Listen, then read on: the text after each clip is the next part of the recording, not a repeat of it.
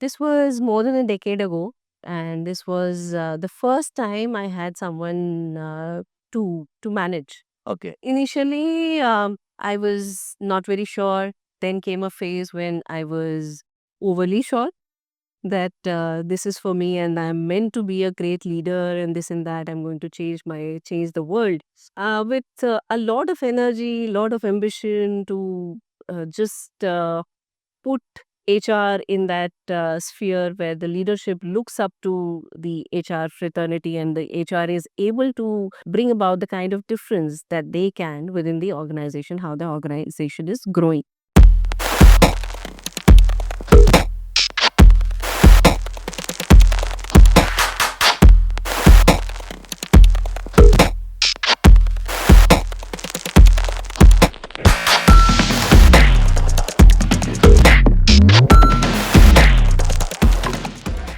Hello, everyone. Welcome back to the episode 17 of the Leaders Speak podcast.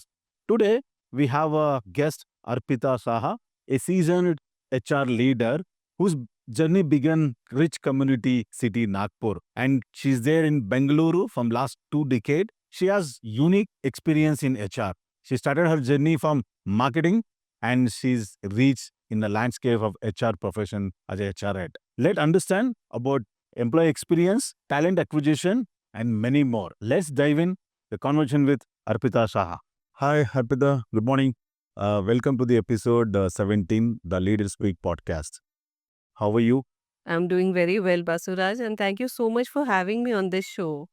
I've been following Leaders Speak for quite some time now, and I'm really excited to come here, join you, share my experiences and insights that I have gathered over the last few years. That's great. Thank you so much. And let's begin with about your family background, like your childhood, where you born. Just know about yourself. Like, can you just explain? Yeah, certainly I can keep talking about it. Please go ahead. It's been Bangalore has been my home for the last 20 years or so. Okay. And I was born and I grew up in Nagpur. Nagpur. Yeah, the quaint lanes of Nagpur have kind of unknowingly taught me about the principles of HR. When I look back, I feel that this is what I have learned uh, when I was growing up in that city. How people collaborate, how people come together, how teams work, how people when they come together as a group, how they function. I suppose all these things laid the foundation in my mind back then. And so, coming back to my childhood, yes, my childhood was in Nagpur, the city of oranges. And from there, I shifted to the Silicon Valley of India. And that happened about 20 years ago. And from then on, my journey in HR began. And talking about my family comprises of my husband and my son. Okay. My husband is a cybersecurity consultant, and my son recently completed his 10th boards, just started with his 11th grade. That's great. Yeah. Okay. Yeah, I'm just going through your profile. You did graduation, right? Like you did in CBZ, BSc. Then later you did your MBA in marketing. Okay, now you're in HR profession.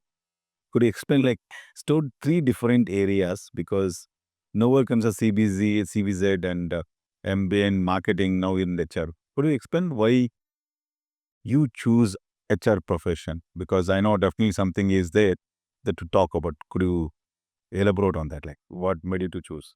I think I did not choose that way. Okay. Things happened at different stages of life. Hmm. When I was doing my graduation, I wanted to stick to doing science, but I did not want to get into the mathematics zone. That was always a fearful subject for me right from school. Okay. So physics, chemistry was out. Physics and maths was out, Correct. and the next best option available was chemistry with botany and zoology. I loved biology, so that became the definite choice for me. And after doing my graduation, I was all set to do my post graduation in chemistry. Okay. But I happened to meet a friend at that point when I was at that juncture after completing my graduation and deciding to get into my MSc in chemistry. The friend I met, he had just completed his MBA and he was about to start his career with one of the largest banks in the country. I was very excited. He said it happened to him through campus placement, and I was extremely excited. I was like, oh, wow, I had not even thought about this choice of career. Let me think about it. Then I started reading up and started preparing myself for the entrance exams and eventually cracked it. And when I was speaking with my family about what should my specialization be, a cousin of mine told me that marketing will always remain an evergreen area of work. Yeah. So choose that. Okay. And I said, wonderful. Someone helping me with a choice. Let me do that. And I loved it. When I was going through the subject, when I was learning the, let's say the 4 Ps or whatsoever in marketing, I used to love it. Academically, I have always been a good student. So my journey as a student has always been great, and I always strive to be one of the top performers wherever I am. And that's how my MBA completed with me getting a university rank, and eventually I started working in the sales and marketing function as well. Worked for a couple of organizations, then moved to in Nagpur, then I moved to Gurgaon, and later I moved to Bangalore. When I moved to Bangalore, after having left my job in Gurgaon, I was in that state of mind where I was thinking that what to do next. It was a very big change for me, both geographically and also from the point of view that I was coming to Bangalore after my marriage. So, personally, professionally, a lot of things changed. Geographically, a lot of things changed. And I wanted to give it a new start in Bangalore. Hmm.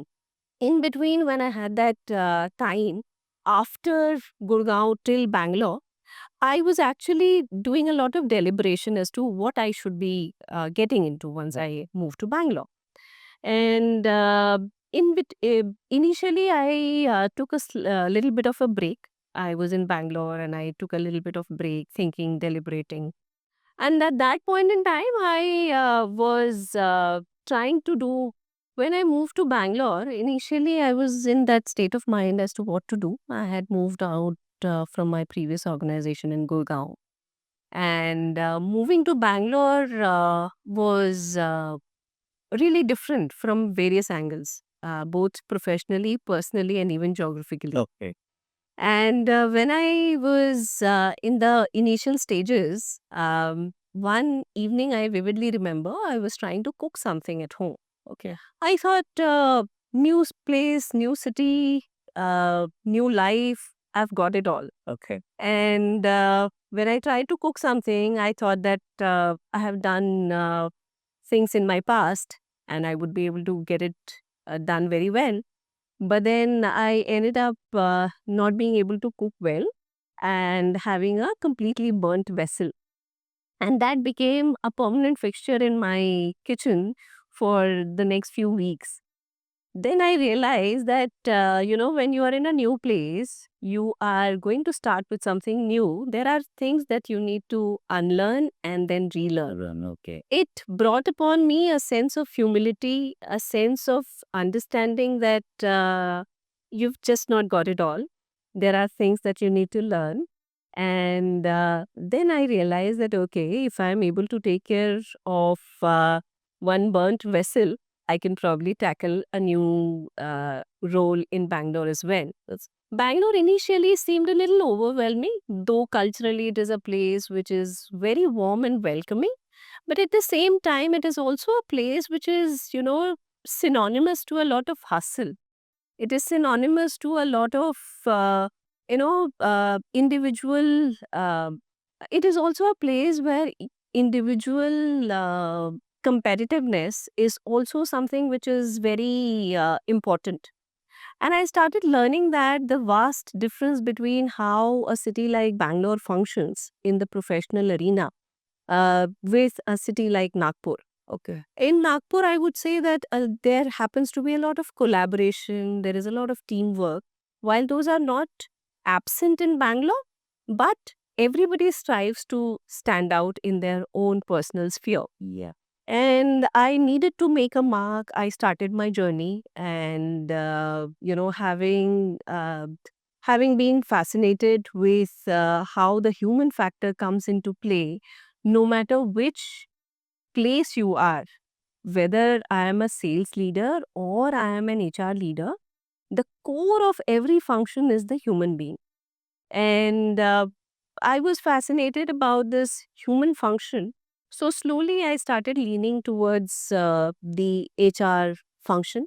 Okay. And then it so happened that I started interviewing with few organizations, and I started to get a couple of offers. And then, they said probably the first best offer I was able to choose. That's great. And that happened with a new age company. And there was a lot of things that I started learning new. I started to learn that how recruitment really happens. Okay. I started to understand, what exactly is a Naukri login, how to log in. It started from there. Acha. When a JD is given to you, what do you do as the first, second, and third steps? Correct. To find the right person for your organization? It started at that juncture.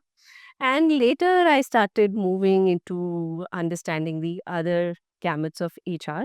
And so, this is how my journey in human resources started. Mm-hmm. Okay, that's great. And as you mentioned, you work a couple of years in marketing, right? Yes. Acha, how many years you are in marketing? Just about a year and a half to two. Acha, okay. Okay, let's 2 years, okay. When you compare with marketing of 2 years and when you compare with HR as a first 2 years, what is the difference according to you? Like when marketing and HR, let's say the initial stage of your life, maybe 2 years in marketing and 2 years in HR. What are the different challenges you face when two different profession? Okay. Thank you for asking this question. It is actually putting me to think about it. And let me get myself transported back to that time. I would say that marketing came naturally to me. Acha. And even as an HR leader, I keep telling my team members that, if you are into recruitment, you are into sales. It is not just that you make an offer to someone and think that your job is done. Okay. It is sales because you have to make sure that the person you have identified, there is a lot of effort and cost that goes into identifying an individual for the organization.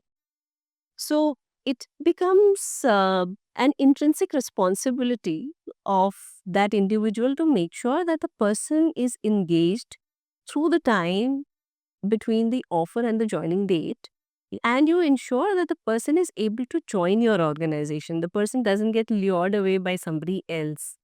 Bangalore is a place of uh, unbound opportunities. Correct. So, every organization is vying for the same set of uh, people, the same set of talented people.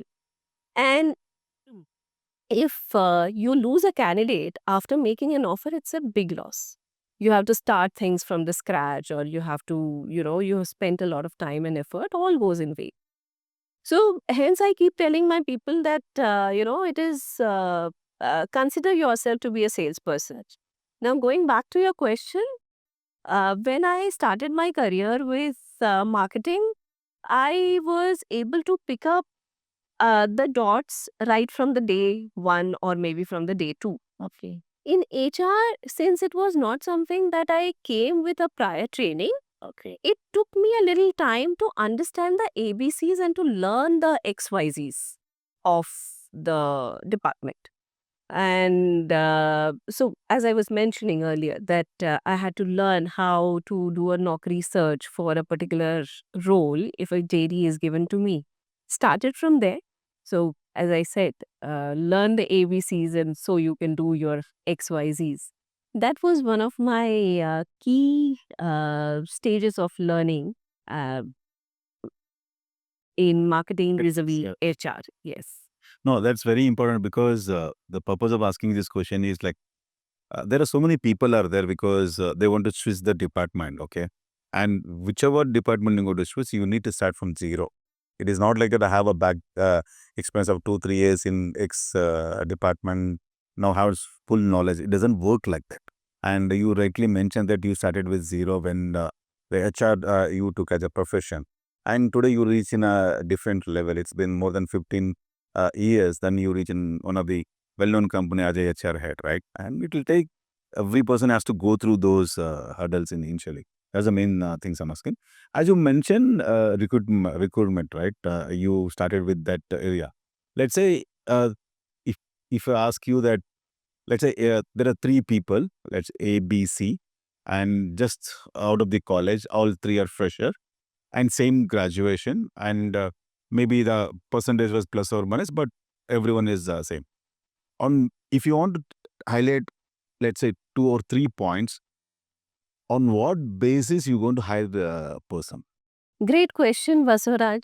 It takes me back to when I started my journey as a team manager. Manager, okay. And this was more than a decade ago. And this was the first time I had someone to manage. Okay. Initially, I was not very sure. Then came a phase when I was overly sure that this is for me and I'm meant to be a great leader and this and that. I'm going to change the world. With a lot of energy, lot of ambition to just put HR in that sphere where the leadership looks up to the HR fraternity and the HR is able to uh, bring about the kind of difference that they can within the organization, how the organization is growing. I had a team member who started reporting into me. In fact, I hired her. And initially, I do remember I was a very demanding manager. Mm. Maybe because of my own zeal, enthusiasm. I have changed as a person. I have evolved as a leader in all these years. But if there are a few cornerstones of me being a leader. Right from then, those aspects have not changed. Being empathetic, being able to enable the individual to be able to do what they can, to be able to perform at the best of their abilities, those things have remained unchanged. But I remember one instance when she had not been able to deliver something that she had promised. Okay. And so initially, I was, as I am empathetic, I did understand, but I also jumped into the scenario to as though I was trying to help. Now I don't do that. Now I stay away. Allow that person to do what they are supposed to do and make sure that they are able to succeed. Okay. On their own with whatever ammunition I can provide them. But then at that time, I jumped into the scenario. I tried to help her. Then the second time, something like that occurred. And then I felt, oh, this is not happening. I would have been able to do it myself. And this individual is not able to manage. And this is the second time this is happening. I told her that you need to now decide for yourself. And after saying this, next morning, I was really worried. What will happen if this individual leaves? Okay. One of my best resources, and this is what I have done. On second thoughts, I was worried. I knew I had done something not right. And I also had the cold feet. What if she doesn't turn up today? But she did turn up. I love the fact that she was so resilient. She came back to me saying, and she came back with a as a completely different self. Oh, She came to me and she said, Arpita, I will not leave this organization. I will not say I quit without having proven myself. I'll not go out as a loser. but I'll go out once I succeed. And that started a very different journey for both of us.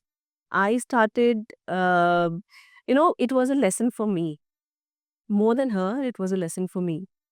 Then I realized that, you can be demanding to a certain extent. Your organization is always going to be demanding towards you if you are the face of that particular department.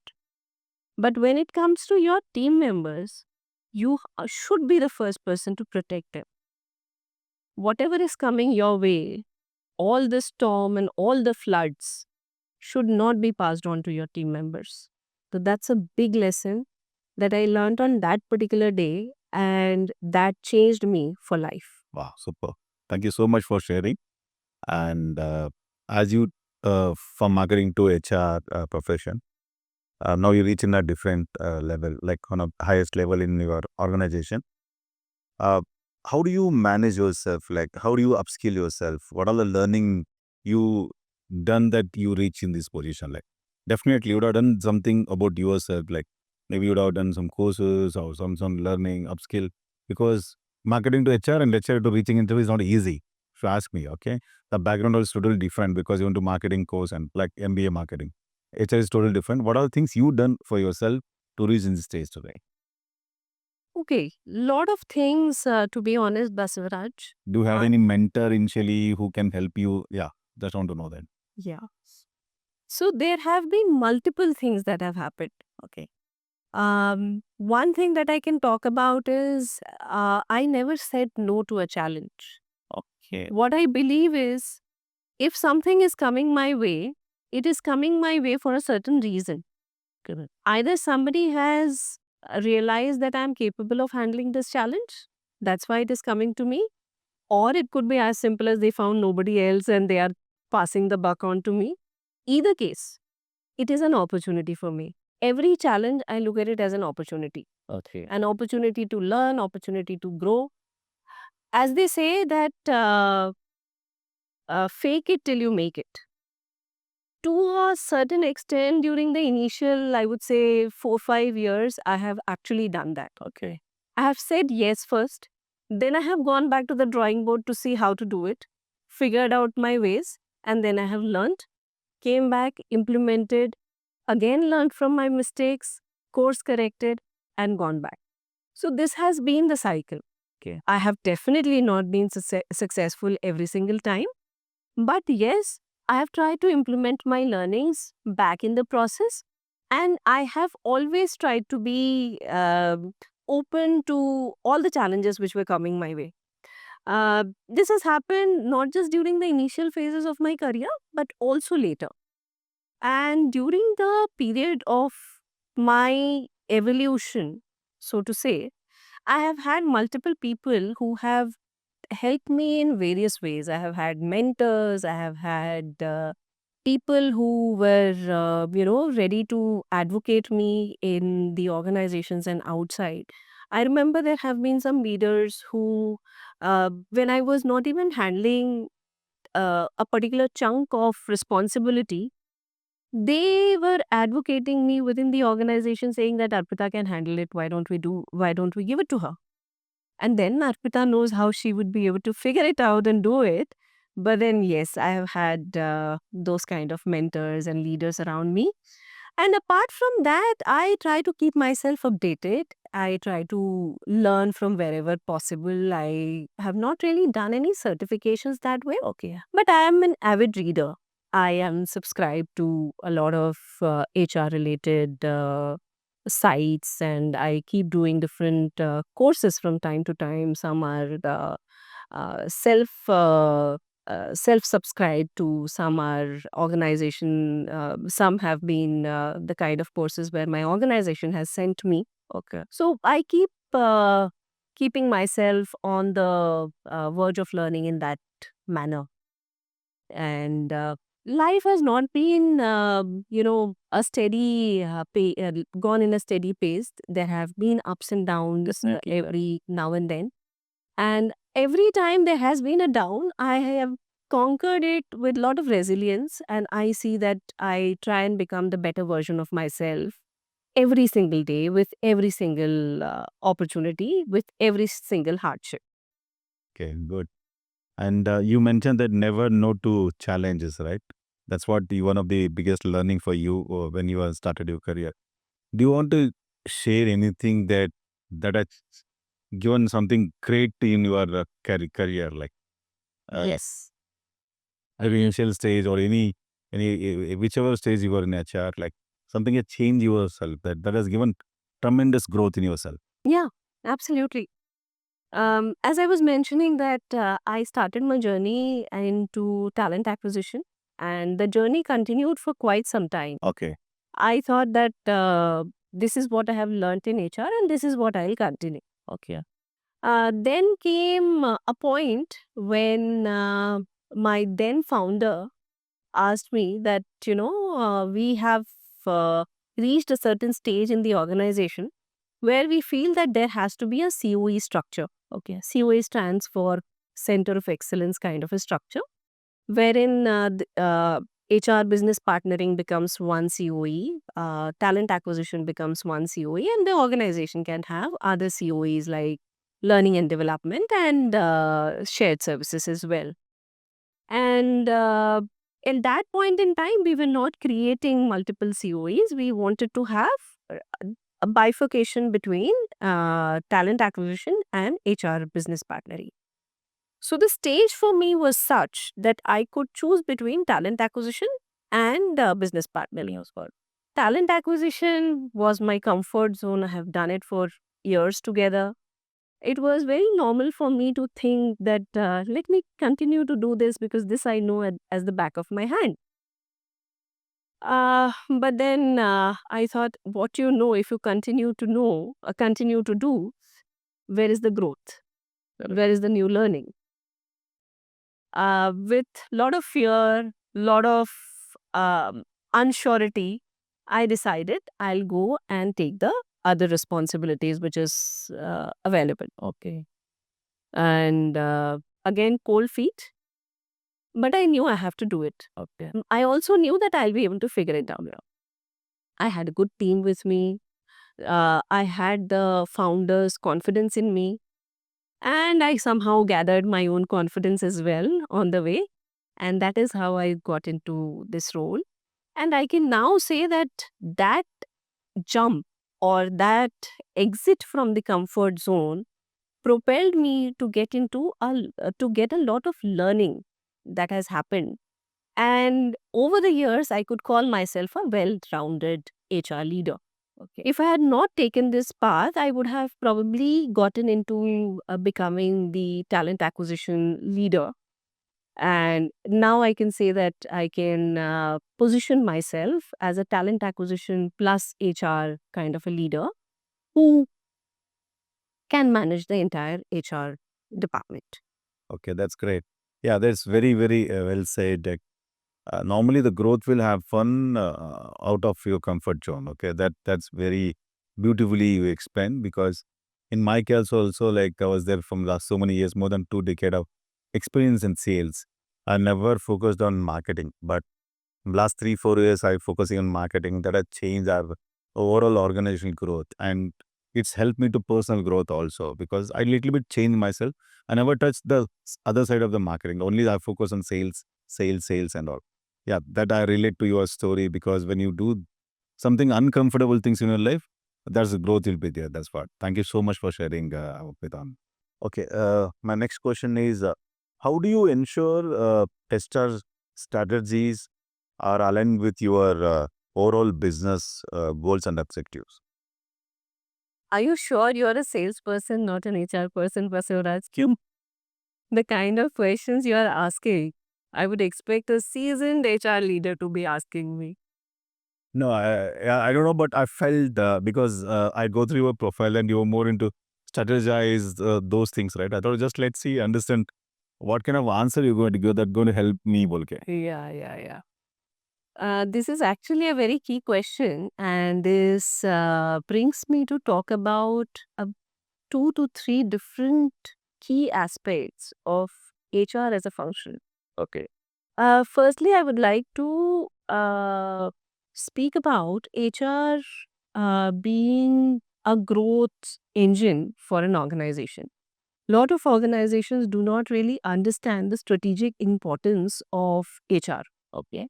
I have myself been privy to a lot of organizations which consider HR as the department which rolls out offer letters and which manages the payroll. And of course, in those organizations, as the HR is not given the kind of uh, impetus they should be getting, the employees are also of the mindset that HR is there only to make rangolis.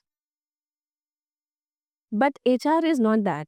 HR is far from it. The organizations which I have luckily been a part of, thankfully, the organizations have given the HR the seat at the table that that the department really deserves. Now, the strategy that we implement to have the organizational goals tied down to every individual so that every individual works for those objectives and eventually the organization is able to get the goals achieved.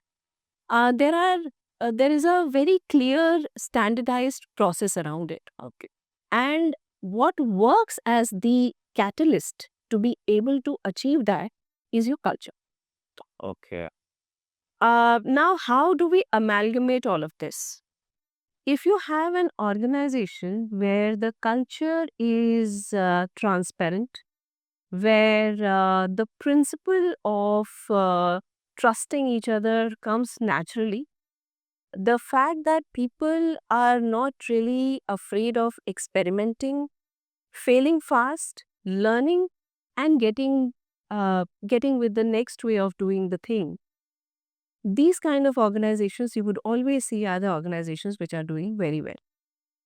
And how does HR come into the picture? HR comes into the picture as the culture police for those in that kind of a scenario. When the organization is very well aware of the core philosophies of culture that they stand for and they would want to continue to stand by even when they have gone through the hyper growth scenario. The HR comes to work as the culture whisperer that, this is how the way to do things. When the employees in the organization feel connected to the eventual goal or the objective of the organization, they are more connected, eager to perform, eager to grow because if the organization grows, of course, everybody else is growing. But then for that, you need to ensure that you have a culture wherein people feel connected. People feel connected not just to the ecosystem, people feel connected to the overall objective. They should know that what the organization is trying to chase so that they can in turn chase the same goals, same objectives for the organization. See, if you are a founder, you have a certain goal in your mind for your organization.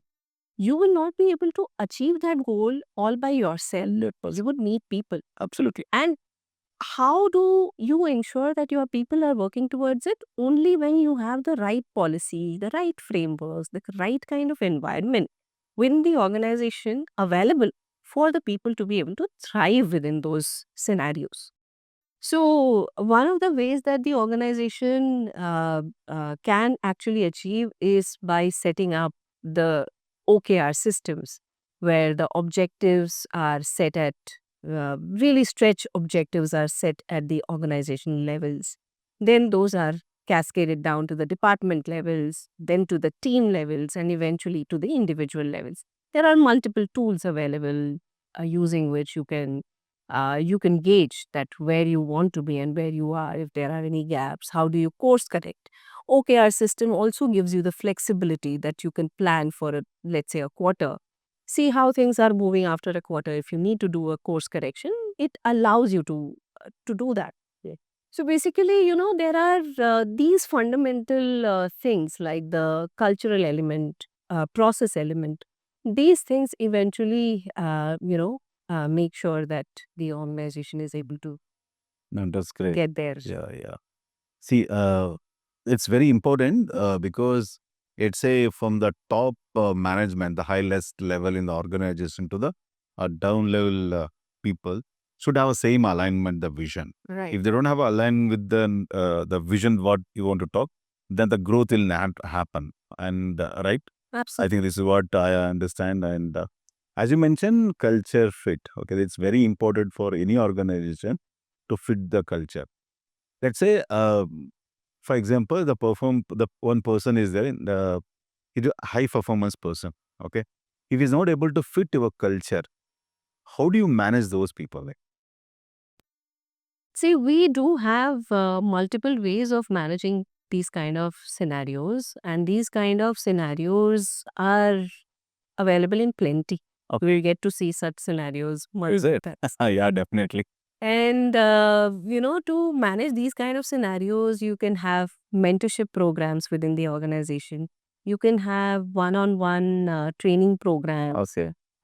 You also have the culture cascade sessions, wherein you keep talking about, this is the kind of culture that we have. You, hmm, you have rewards and recognitions around the culture codes of the organization. Let's say there are people who are following the culture code very nicely. Let's say respect, transparency, these are your core values in the culture. And there are people who are consistently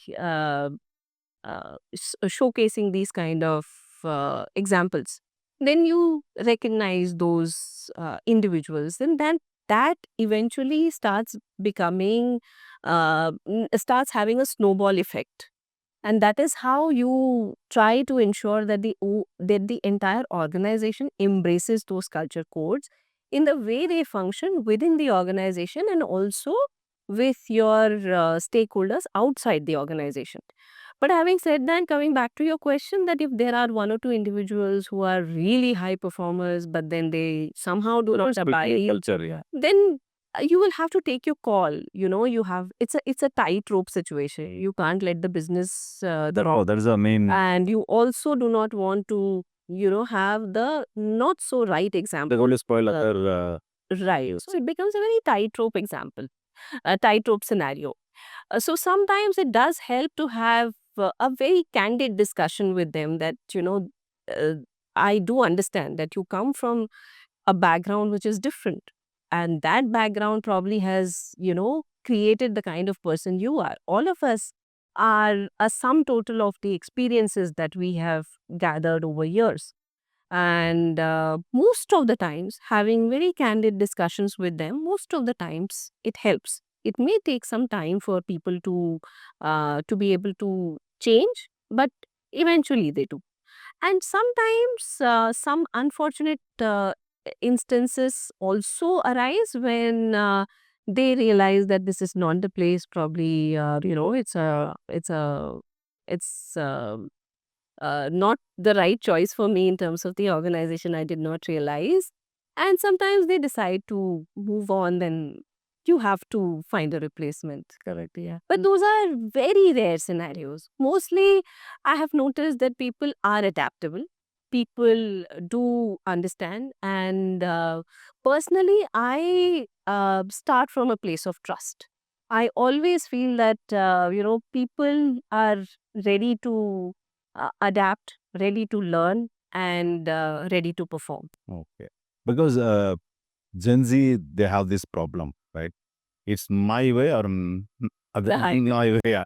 Something that's what is very tricky because they don't adapt immediately. Because as is told, there are so many people are adapts because this is what I heard a couple of things like there's a lot of, especially for Gen Z, is very big challenges for HR people.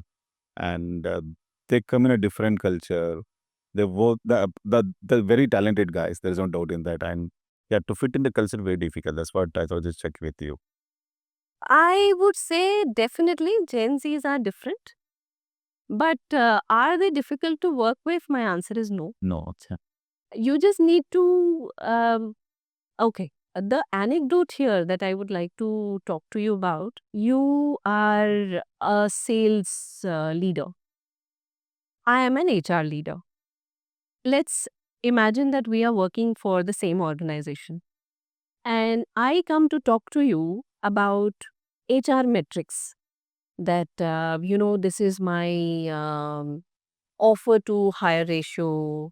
This is my turnaround time. You had opened one requisition on a particular date, and on this date, my team member has shared resumes. You had interviewed these many people. Out of that, we offered these many people. Is this adding any value to you? It is not. 100%. Definitely not. So me talking to you about the HR metrics is useless. Correct. On the other side, if I come and talk to you about your team's productivity, that you have a team of 200 people, and last month our sales figures were X. This month our sales figures are 1.5x. Let's see. It will engross you into that discussion. It will be more intriguing for you. You will have something more meaningful out of this conversation that I am going to have with you. Good. Let's say I also come to you saying that, you have a team of 200 people. Out of that, uh, X number of people are not performing. They are, let's say, below the target by 10%. Some people are by 20%. Some people are by 30%. And, the people who are below the target by 30% have been there for the last 6 months. It will give you reasons, or it will give you points to think about. I would then ask you, what do we want to do with these people? If they have been consistently underperforming, we have spoken to them, we have tried to understand if there is any skill gap or there is any training need. All those things have been taken care of. Now you have to take the final decision as to how you want to take them forward. Do you want to carry that baggage? We suggest you not to. So here what is happening is, though an HR leader, I'm still able to give you insights which are applicable for for the functioning of your own department and team. So HR should be speaking the business language, Correct. right? So I would try to use the same anecdote when we talk about the Gen Z. Okay. So you need to make an effort. See, Gen Z is here to stay. Millennials are the people of the past, and Gen X is a little more behind. So Gen Z is here to stay. Okay. When I have communicated with a lot of Gen Zs, I have realized one thing, that their hearts and minds are at the right places. They are There are things which you and I would not even think about, That's true. Yeah, agree. but they would be taking their decisions based on those points. Say, for example, when I book a flight, I would probably be booking the flight looking at what is the total cost. When a Gen Z is booking a flight, uh, the cost of the flight probably would be the second thing that he or she would be looking at. They probably would be looking at the CO2 emission of the flight. They are different. Correct. So we need to understand them. We need to recognize the fact that they are different, and we need to make way for them so that we adjust. It also happens in our families, right? When a new member comes in, let's say we have a relative who is here to stay with us for, let's say, 15 days. There are adjustments that we do even with them, that the person is here for 15 days. The person may have some food preferences. The person may have some kind of lifestyle. We try and adapt. Okay. I would say the same thing is applicable for Gen Z as well. We yet do not know what kind of capabilities they are here to bring with them. Most of the Gen Zs I have interacted with in my organization so far, I see they are extremely talented. Yeah, I know that. Yeah, definitely. Yeah. Correct. Yeah. And you mentioned when we discussing about culture fit, you mentioned that employee engagement or reward systems and overall employee experience is very important for any organization to keep the talent. According to you, how much important, like I know how it's important, but how much is important, how it is going to help organization when you talk about overall employee experiences, the date of joining for the onboarding employee to the last day of like signed up, like what do you take on this? Let me answer this by stating an example from the yesteryears. Okay. I was responsible for mainly talent acquisition. Yeah. My thought process was once I have rolled out an offer, I have to ensure that the person joins. Yes. Once the person has joined, my responsibility over. I have to look for newer things Things, yeah. to newer challenges. Give me new roles, give me new tasks. I will keep jumping from one to the other. Got it. But it was a startup. It was a B2B e-commerce startup. Okay. And we were going through a hyper growth stage. And I was definitely top notch in my work. I was able to connect with prospective candidates in a way that they sometimes used to ask me, "Are you one of the founders?" The way you are speaking about the organization, the growth path, or the way the organization came to existence. I was, the first time I heard it, I was like, wow, this is such a huge compliment. And it was. But then I realized that I'm doing it because this is something which I have learned right from the founders. I was one of the very early members in the organization and I have learned it. And I, wherever possible, wherever necessary, I'm adding those inputs so that I'm able to connect better with my candidates. We were hiring, but after hiring, I was not really concerned that how these people are getting onboarded or getting inducted within the organization. There have been some early stage attritions which we have seen. And then I realized, oh, shucks, we are hiring the people, but we are not ensuring that they are coming into the cultural folds of the organization. They are not understanding the organization the way they should. Correct. That is when we started with the onboarding process. We designed an onboarding process which was meant for every department of the organization. Say a sales onboarding would be slightly different from an ops onboarding. Correct. And an HR onboarding would be different from ops, marketing onboarding, and so on and so forth. So it was it was a process that we had to go through. A lot of thought process went behind it. And then we were able to do that. We also started with a buddy program. Say I'm joining the organization, I'll be assigned a buddy so that any question I have, I'm able to ask somebody. It's like mentor kind of things. Yes. Okay. And that buddy would be there for 7, 15, 21 days, and then they actually become buddies. Okay, yeah. And the third thing which I also started there was a 30, 60, 90-day check-in program that every 30 days somebody will reach out to you and understand how you're doing, if you're facing any challenges, do you see any roadblocks, are you having your one-on-ones with your manager on a timely basis, yes, no, maybe, whatsoever. And then those cues are taken back to the manager. We tell them that, hey, this person is doing well, but he probably is slightly disconnected. Step in, step up. Same thing from the HR side, step in, step up wherever necessary. So these were the initial things that we started at that time. So coming back to the employee experience part, the employee experience is not just the experience that we give to them on the day one. It is how we are taking the employee through his or her entire life cycle with the organization.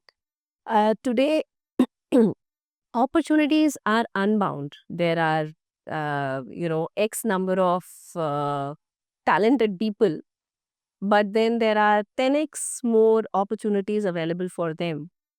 So it is very important that you hire the right talent and you try to retain them as well. And today, retaining is not just about doing their appraisals, giving them an X percentage of hike every year, or some companies even do it every 6 months. Employees are looking for more, especially the Gen Z, they are looking for much more. They are looking for the learning opportunities, the challenges that they are working on, and the kind of environment that they are getting. If you tell them that, you have to work 9 to 5 and you will get X number of X amount as salary at the end of the month, I don't think we can excite them anymore. In fact, not just Gen Z, in fact, even millennials, I don't think we can excite them anymore because they know that the world is going to offer them a lot more than that. You need to understand that they need to feel connected, they need to feel challenged, and they need to know that how they are growing, not just from the monetary perspective, but also from the personal growth. So, Growth. yeah. Yeah. So all those things need to be taken care of. And employee engagement, as the large part of the audience may think that employee engagement is all about celebrating the birthdays or celebrating the festivals. It's not that. It is definitely not that. It is far from it.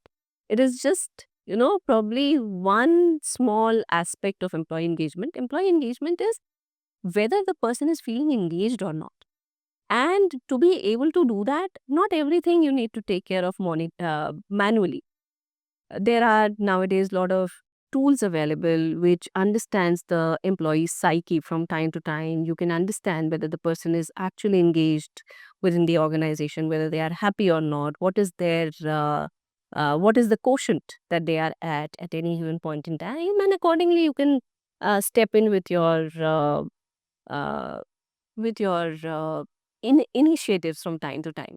And then employee wellness, which earlier used to be termed as an optional thing, it is no longer an optional thing. Only a person who is mentally and physically there, present, has his or her well-being at the top-notch level. Only they can perform at the extent that you expect them to.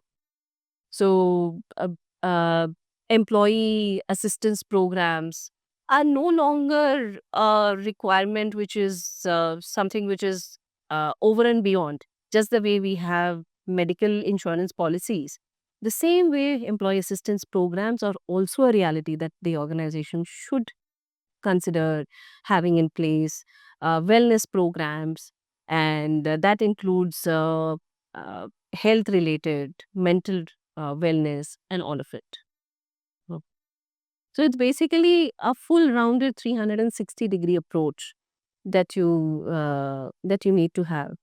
As I was earlier mentioning that I used to think that, okay, the person has showed up on the day one. Now my responsibility is over. No, it's far from it. So overall experience, Responsibility. what you're going to give to the employee at the time of joining and at the time of leaving, that makes huge difference, right?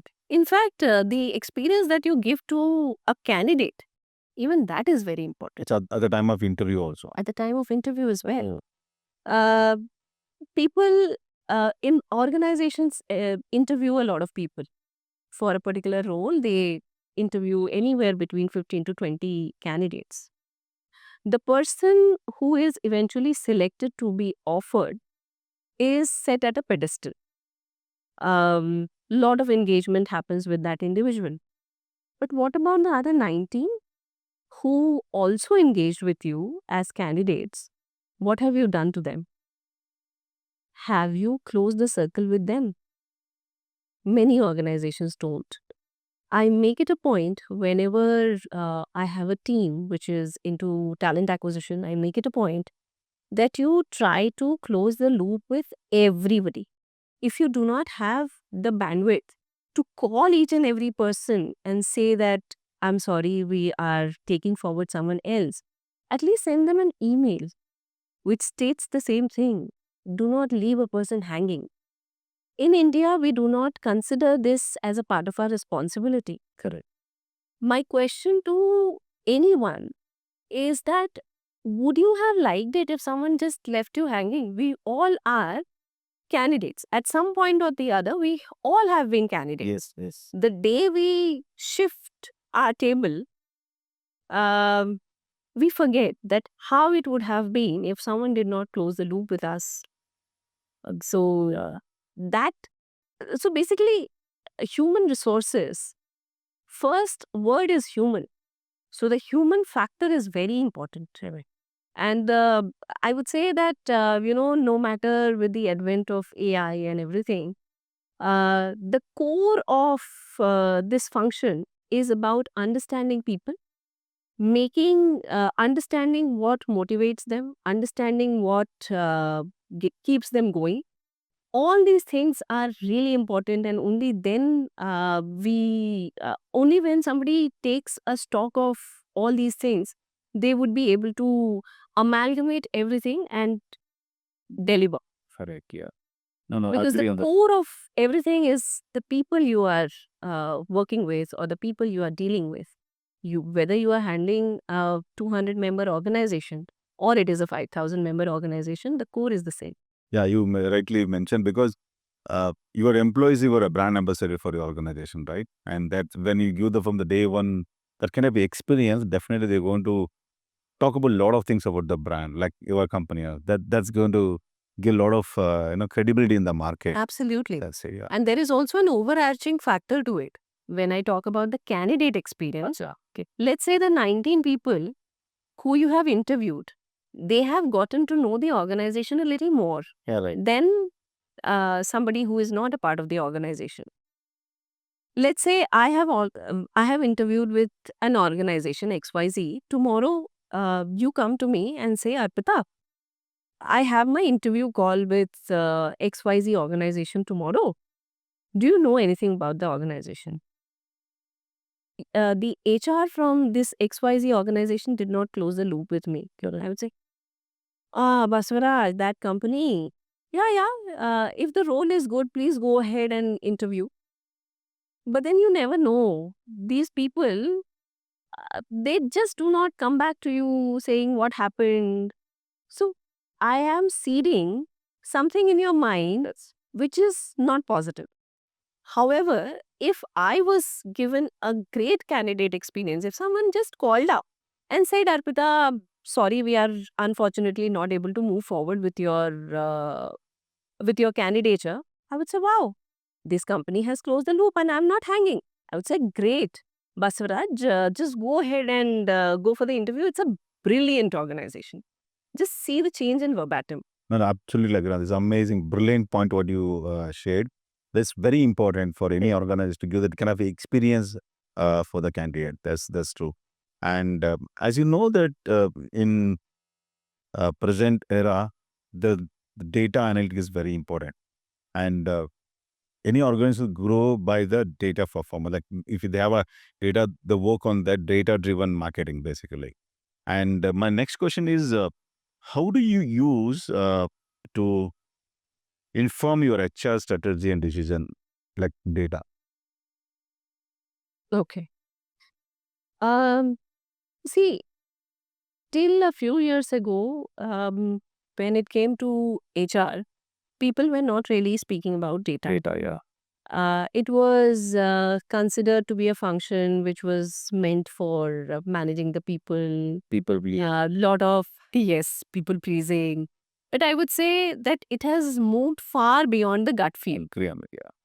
I don't think I can decide about an employee on the basis of my gut feel about them. It has to be data backed. And what kind of data? Earlier, I was talking about there are various tools which can gauge the psyche or the level of engagement of the employees at any given point in time. So that's the data. Let's say you have a set of people who you feel are slightly disengaged. Then you immediately step in and start figuring out that why these people are disengaged. If a particular team is disengaged, you try and figure out that whether this a set of people are disengaged because their manager is micromanaging or their manager is uh, pressurizing them beyond the human level, or there is something else. Because one or two people getting disengaged, you can talk to them and understand that maybe there is something which is happening at the back of their mind because of something happening in their family. Then you try and fix those issues or try to empathize with those issues in a different way. But if a particular team, then you have to think differently.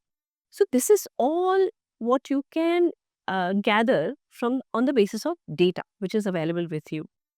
So being able to understand to be able to read between the lines when you see a particular data and not go by the obvious gut feel is very key.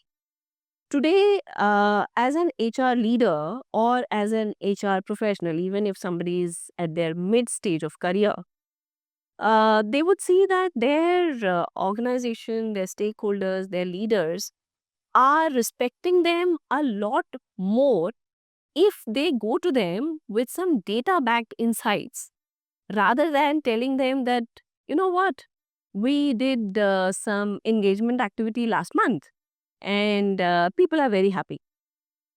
What would you do as a CEO if you hear that people are very happy?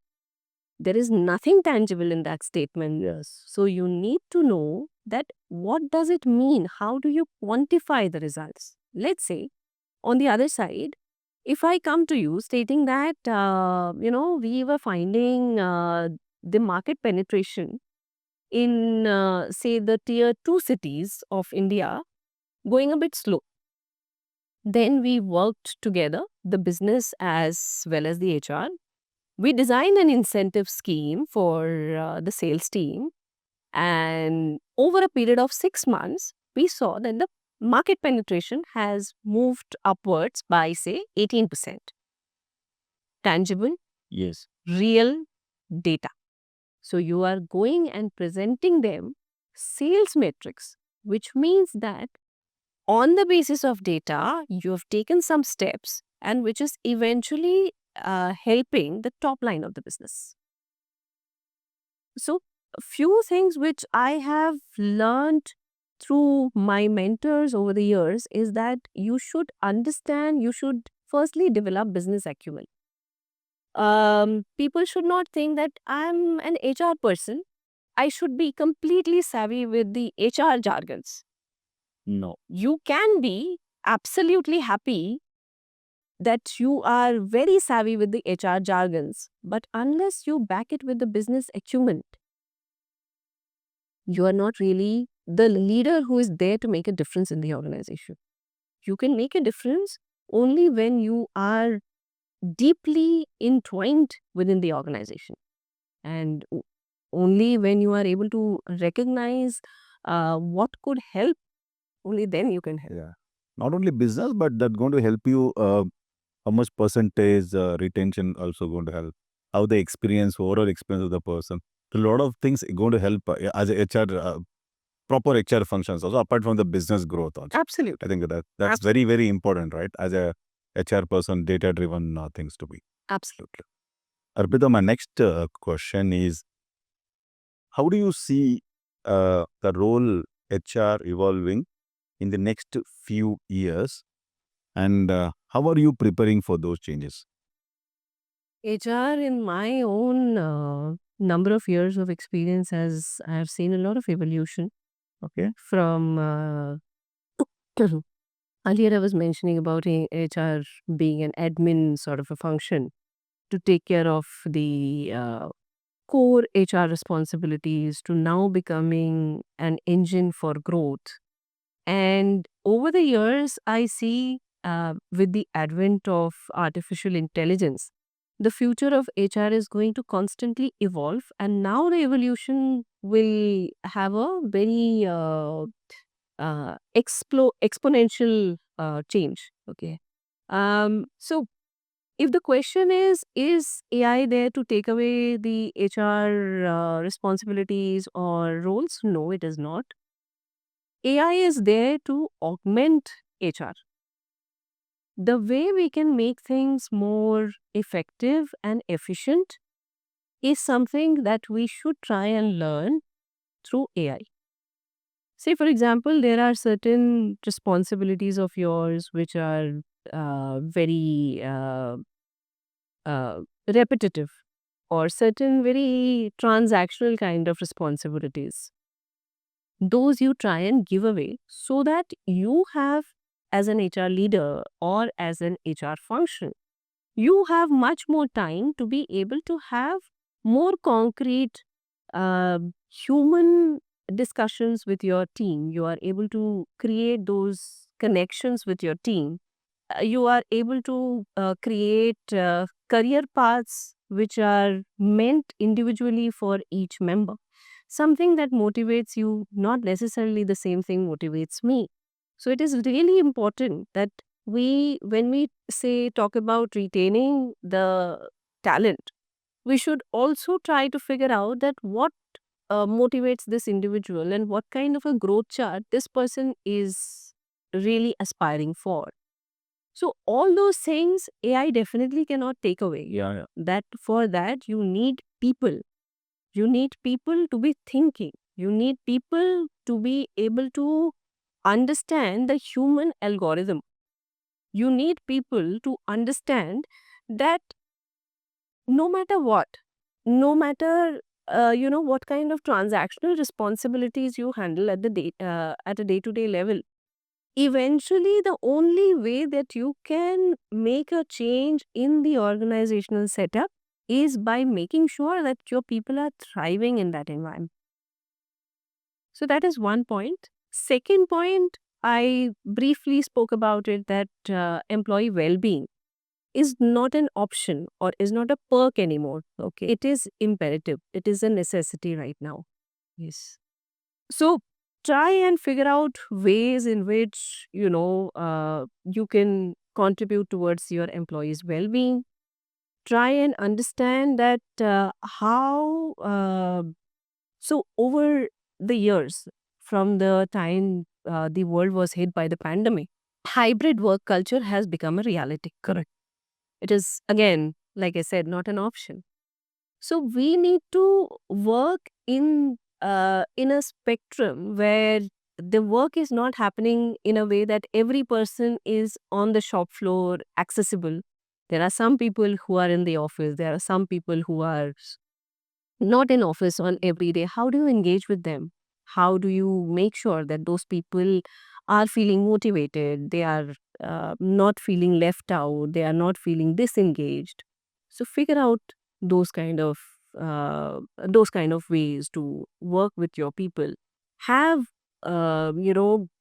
regular check-ins with your people. Make sure that they are able to connect with their managers. The managers are having one-on-ones on a regular basis with them. Managers are able to have those conversations wherein they feel the employees are being heard. The employees have a growth charter to look forward to. All those things are going to be are already becoming a reality as the HR fraternity is evolving. Yeah. And the other part that, though not completely connected with your question, Baswaraj, I would also, this is not just for the HR fraternity. I would say this is important for everyone to be able to have some sort of a work-life harmony. We all know that the times are such wherein things are really competitive from all different sides and angles.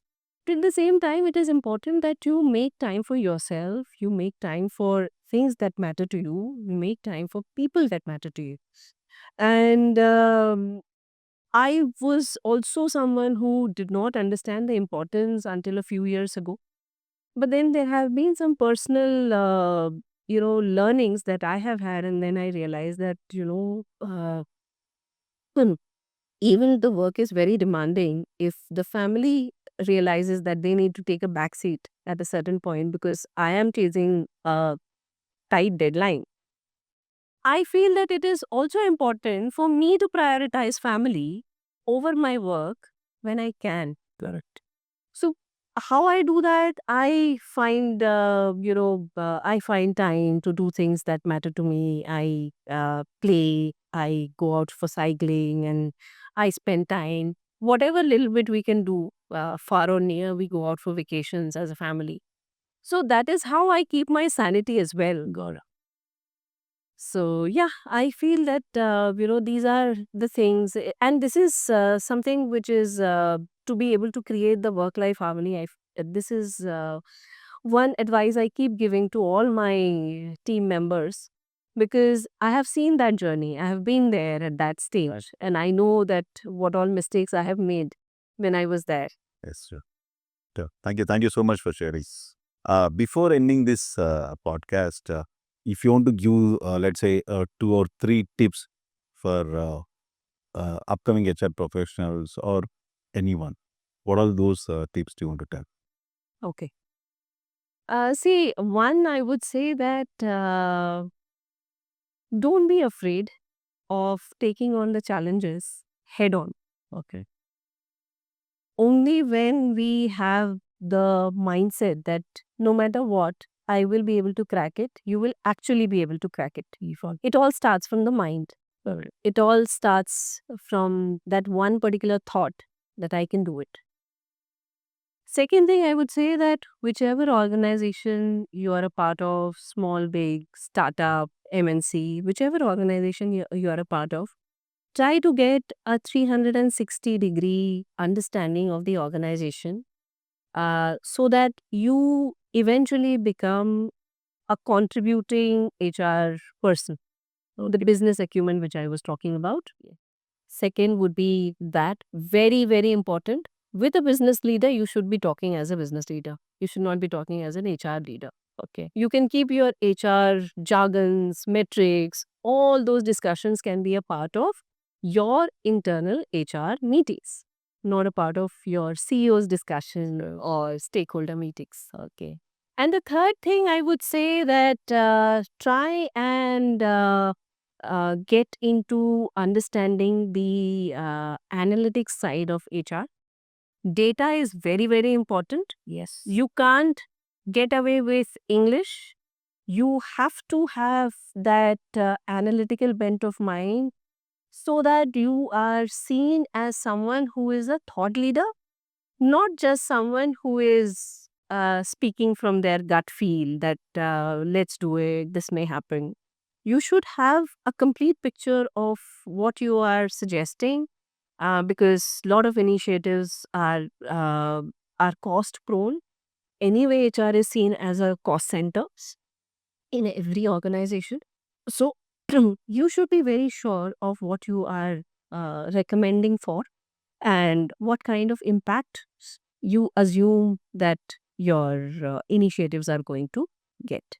And last and the most important thing is the fact that your empathy and your vulnerability is going to make you human, and it is the human factor that is going to eventually turn you into the right human resource leader or the people leader that you aspire to become over the years.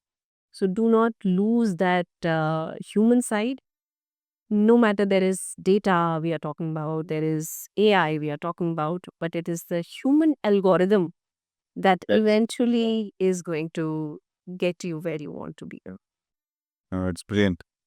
It's been amazing last 1 hour, more than an hour now to discussing. And thank you so much for coming over here, sharing all your experiences with the examples, practical experiences.